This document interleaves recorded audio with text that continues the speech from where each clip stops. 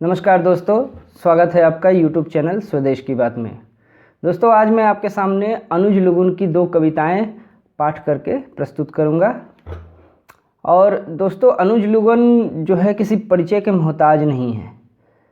वर्तमान हिंदी युवा कविता में उनका एक बहुत ही विशिष्ट स्थान है। आदिवासी समाज को अपनी आवाज़ देने वाले वे एक ऐसे युवा कवि हैं जो उन समस्याओं की ओर हमारा ध्यान आकर्षित करते हैं जिन्हें आमतौर पर लोग जानते नहीं या नज़रअंदाज कर देते हैं। पूरा आदिवासी समाज ही हाशिए पर चला गया है। उसे हाशिए पर रखने की साजिश षड्यंत्र का भी वो पर्दाफाश करते हैं। इस औद्योगिक विकास के कारण जिस पर जितने प्रभाव पड़े हैं अलग अलग वर्गों पर, उन सभी वर्गों के प्रभाव का तो चित्रण हमें देखने को मिलता है, किंतु आदिवासियों पर किस तरह से इसका दुष्प्रभाव पड़ा है, किस तरह से जो है उनकी संस्कृति, उनकी अस्मिता पर संकट मंडराया है, इसका चित्रण हमें बहुत ही कम कवियों में देखने को मिलता है, जिनमें से एक अनुज लुगुन है। तो आइए हम उनकी कविताओं का आनंद लेते हैं। उनकी पहली कविता जो मैं आपके सामने रखना चाहता हूँ, उसका शीर्षक है अघोषित उलगुलान। दोस्तों, ये कविता जो है, ये कविता उनकी एक प्रतिनिधि कविता है। हालांकि और भी बहुत सी कविताएं हैं उनकी जिसमें उनकी प्रतिभा हमें देखने को मिलती है, जिसमें उन्होंने आदिवासी समाज की समस्याओं को, उसकी संस्कृति के संघर्ष को प्रस्तुत किया है।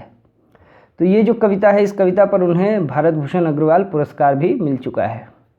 तो आइए हम देखते हैं इस कविता को, और आशा करता हूँ मेरा पाठ आपको पसंद आएगा। अघोषित उलगुलान।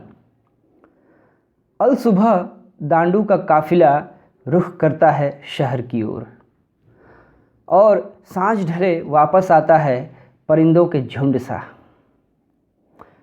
अजनबियत लिए शुरू होता है दिन और कटती है रात, अधूरे सनसनीखेज किस्सों के साथ कंक्रीट से दबी पगडंडी की तरह दबी रह जाती है जीवन की पदचाप, बिल्कुल मौन। वे जो शिकार खेला करते थे निश्चिंत जहर बुझे तीर से, या खेलते थे रक्त रंजित होली अपने स्वत्व की आंच से, खेलते हैं शहर के कंक्रीटीय जंगल में जीवन बचाने का खेल। शिकारी शिकार बने फिर रहे हैं शहर में, अघोषित उलगुलान में लड़ रहे हैं जंगल।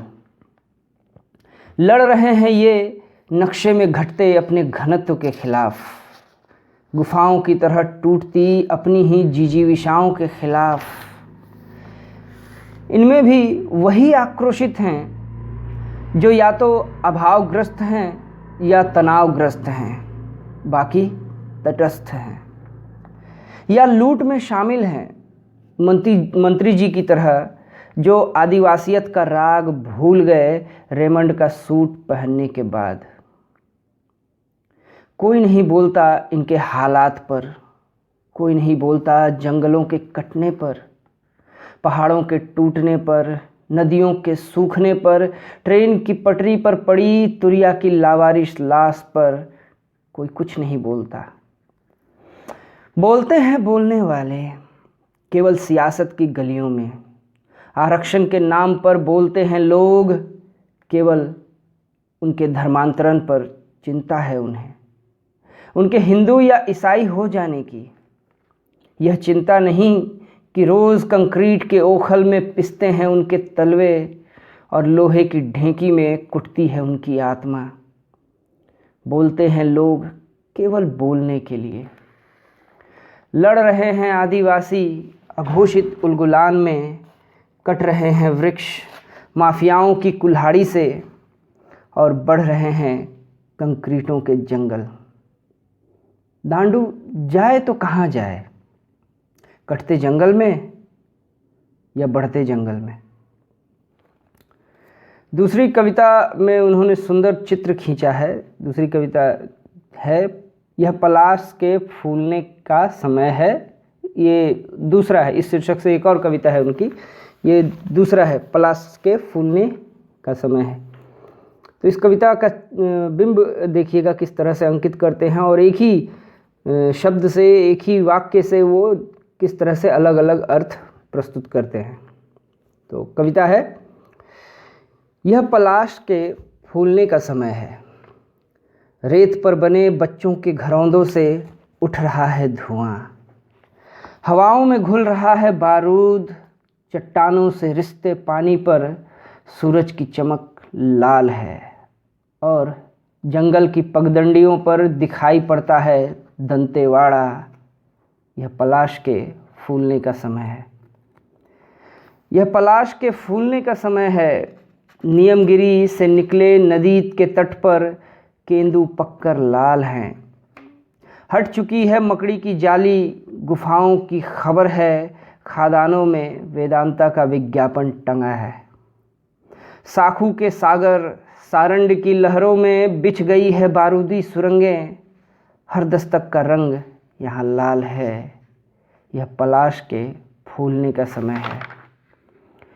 दूर दूर तक जंगल का हर कोना पलाश है, साखू पलाश है, केंदू पलाश है, पलाश आग है। पलाश आग है, आग पलाश है।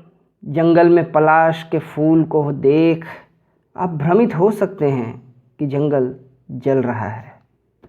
जंगल में जलते आग को देख आप कतई न समझें पलाश फूल रहा है।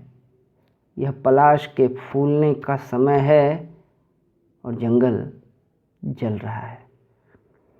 धन्यवाद।